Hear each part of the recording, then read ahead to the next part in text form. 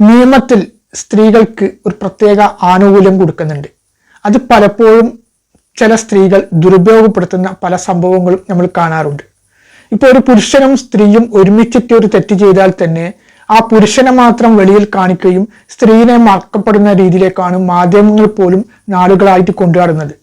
അതായത് പുരുഷന്മാരെ അപേക്ഷിച്ച് നോക്കുമ്പോൾ സ്ത്രീകൾക്കാണ് നിയമത്തിൽ മുൻതൂക്കം.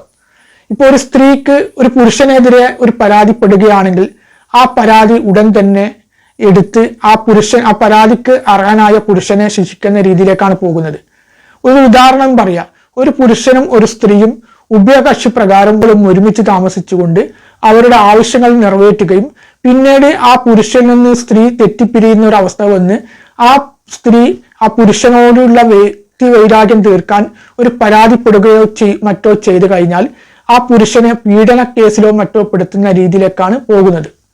നേരെ മറിച്ച് ഇപ്പോൾ ഒരു സ്ത്രീയിൽ നിന്നാണ് ഒരു പുരുഷൻ പീഡനങ്ങളും മറ്റോ ഏൽക്കേണ്ട ഒരു അവസ്ഥ വന്നു കഴിഞ്ഞാലും ആ പുരുഷനിക്ക് പോലും നമ്മുടെ നിയമം പലപ്പോഴും അർഹതപ്പെട്ട നീതി കൊടുക്കുന്നില്ല എന്നതാണ് മറ്റൊരു വസ്തുത.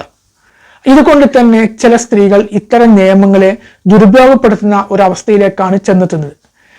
നമ്മുടെ നിയമത്തിൽ പുരുഷൻ തെറ്റ് ചെയ്ത് കഴിഞ്ഞാലും സ്ത്രീ തെറ്റ് ചെയ്ത് കഴിഞ്ഞാലും തുല്യ രീതിയിലേക്ക് മാറണം.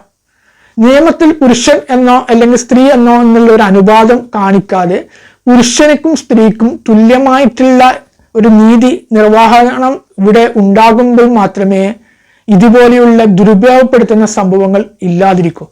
അല്ലെങ്കിൽ ഇത്തരം സംഭവങ്ങൾ നമ്മുടെ സമൂഹത്തിൽ ക്രമാതീതമായി വർദ്ധിച്ചു കൊണ്ടിരിക്കുകയോ മാത്രമേ ചെയ്യുള്ളൂ.